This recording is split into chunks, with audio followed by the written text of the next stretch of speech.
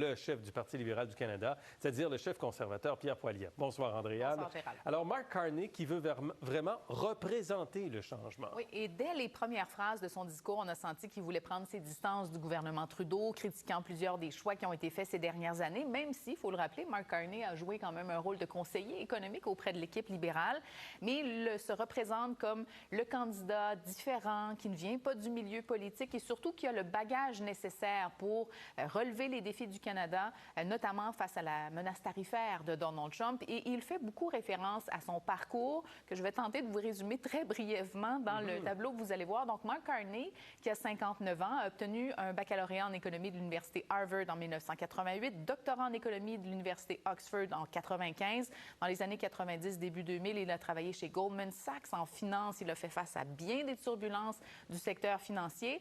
Et là, entre-temps, il a occupé plusieurs postes dans la haute fonction publique, mais 2008, devient gouverneur de la Banque du Canada. 2008, crise financière. Il a donc piloté tout ça à ce moment-là. Et à titre de gouverneur de la Banque d'Angleterre, entre 2013 et 2020, il y a eu plusieurs grands défis en Europe, le Brexit notamment. Alors, il dit vouloir prendre tout ce bagage, mettre ça à profit pour redresser l'économie canadienne et effectivement s'attaque déjà à Justin Trudeau et à Pierre Poilievre.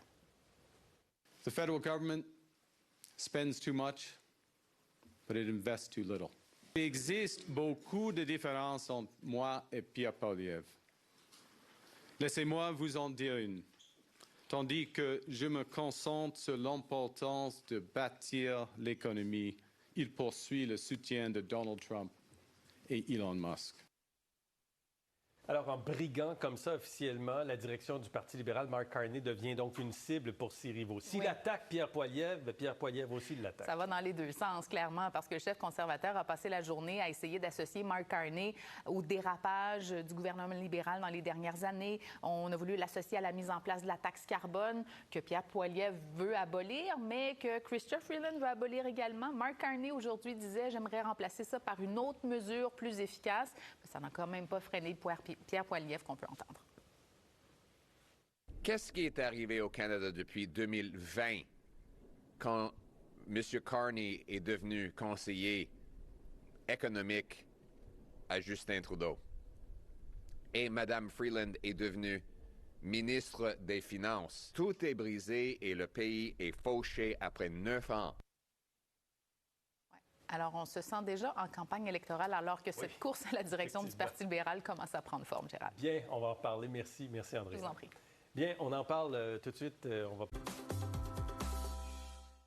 Les consommateurs canadiens n'ont jamais été aussi insatisfaits de leurs services de télécommunications. C'est pas la première fois qu'on dit ça, me semble-t-il. Le nombre de plaintes fracasse des records. C'est ça le problème, c'est que d'une année à l'autre, on dit que les gens sont insatisfaits, mais ils le sont de plus en plus. C'est le constat de la Commission canadienne des plaintes relatives aux services de télévision qui fait son bilan 2023-2024 et qui dit n'avoir jamais traité autant de plaintes formulées par les consommateurs canadiens. Vous allez voir le chiffre, c'est plus de 20 000 plaintes qui ont été traitées au cours de 2023-2024, en hausse de 38 % comparativement à l'année précédente. Et le Conseil dit, attention, chacune de ces plaintes-là peut concerner pas mal plus qu'un problème avec un fournisseur. Et en matière d'insatisfaction, c'est probablement la pointe de l'iceberg parce que la plupart des consommateurs choisissent souvent simplement de rompre le contrat avec le fournisseur plutôt que de déposer une plainte. Alors, des plaintes qui sont en lien avec plusieurs types de services, évidemment, mais la plupart du temps, c'est en fonction des services sans fil. C'est là où les consommateurs sont les plus insatisfaits. Ça représente plus de la moitié de l'ensemble des plaintes. Il y a ensuite les services Internet à 29 % et une moindre part là, pour les services de télévision et la téléphonie locale. Donc, de quoi se plaignent les Canadiens exactement? De toutes sortes de choses. La liste des problèmes soulevés est assez longue, mais quand on prend à la fois téléphonie, Internet, télé, etc., le plus souvent, le problème, c'est la facturation. En fait, c'est à peu près 45 %, donc presque la moitié de toutes les plaintes concernent la facturation. C'est en hausse de 52 % Et ce qu'on nous dit, on reçoit la facture, il y a des frais incorrects. On nous a ajouté des frais pour des services qu'on n'a pas demandés ou qu'on n'a pas utilisés. Il y a des augmentations imprévues. Donc, le prix de votre forfait mensuel soudainement a augmenté. On ne vous avait pas prévenu, on ne vous a pas expliqué pourquoi. Ou encore des problèmes pour faire honorer des promesses qui ont été faites par le fournisseur au sujet de certains crédits, remboursements, etc. Donc, des factures qui augmentent, qui changent constamment, ça, c'est vraiment un grand irritant pour les Canadiens. Mais il y a toutes sortes d'autres problèmes qui sont soulevés également. La clarté des des contrats, les plaintes sont en hausse de 21 C'est compliqué. Le langage est difficile à comprendre. On ne sait pas quelles sont les obligations du fournisseur. La qualité du service, bon, Internet qui est trop lent, des appels qui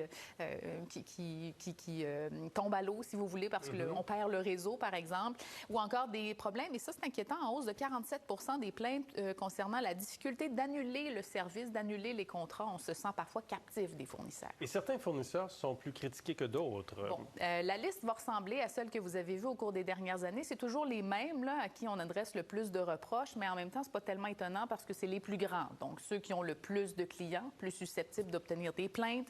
En tête de liste, Rogers, 4 800 plaintes, ça a augmenté de 68 C'est à peu près le quart de toutes les plaintes des Canadiens. On est à 3 400 pour Bell, c'est en hausse aussi, c'est 17 des plaintes. Ça augmente chez TELUS, ça augmente chez Fido également.